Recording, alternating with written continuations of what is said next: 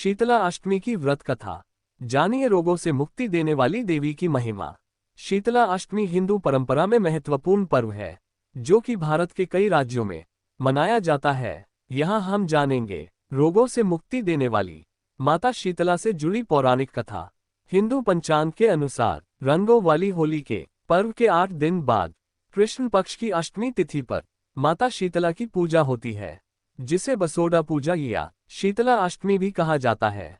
ज्यादातर ये तिथि होली के 8 दिन बाद पड़ती है, लेकिन कई लोग शीतला अष्टमी होली के बाद पहले सोमवार या शुक्रवार को भी मना लेते हैं।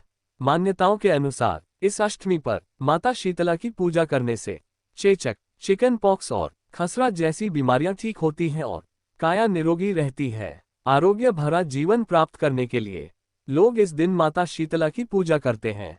पूजा के दौरान कथा पढ़ने का भी विधान है। आइए जानते हैं क्या है शीतला माता के अनुष्ठान से यह जुड़ी कथा। तो साथियों शुरू करते हैं।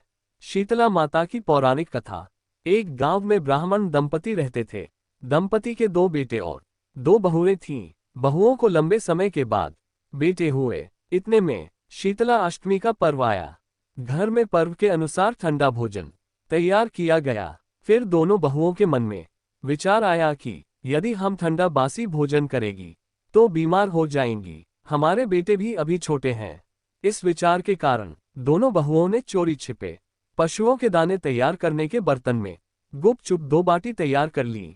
सास बहू मां शीतला की पूजा करके आई और शीतला माता की कथा सुनी, और इसके बाद वे सास के साथ शीतला माता के भजन करने बैठ गई।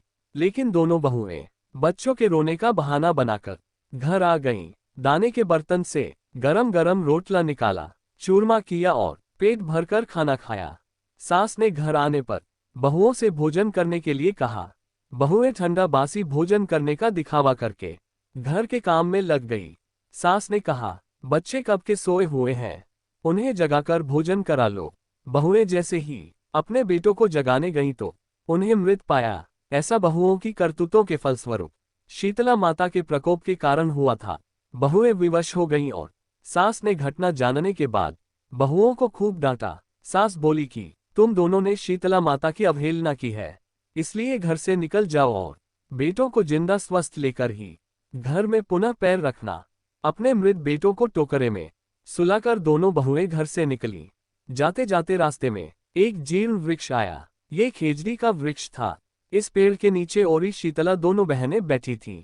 दोनों बहनों के बालों में बहुत अधिक मात्रा में जू भी थी, और दूसरी तरफ बहुओं को थकान हो गई थी और इसलिए दोनों बहुएं औरी और शीतला के पास आकर बैठ गई।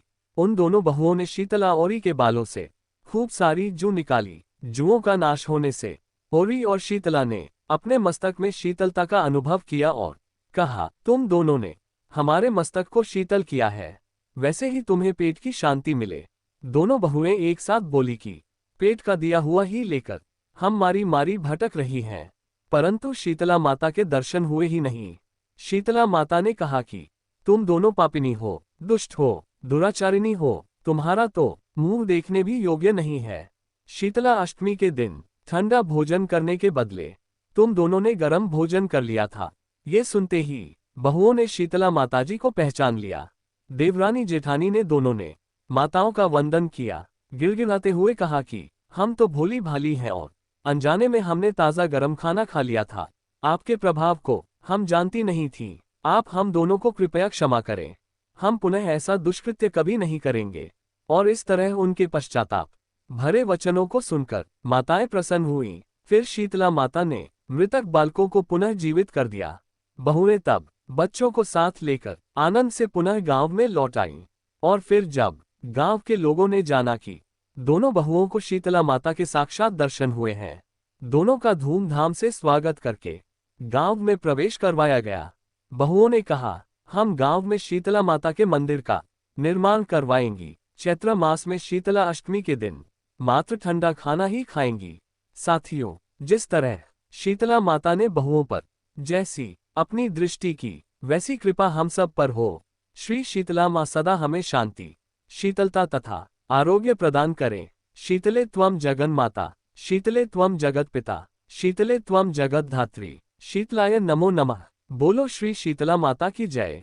तो साथियों, ये श्री शीतला माता से जुड़ी कहानी आपको कैसी लगी, हमें अवश्य कमेंट करके बताएं। अगर यह कहानी अच्छी लगी हो तो कृपया हमारे चैनल को लाइक, सब्सक्राइब और शेयर जरूर करें। धन्यवाद।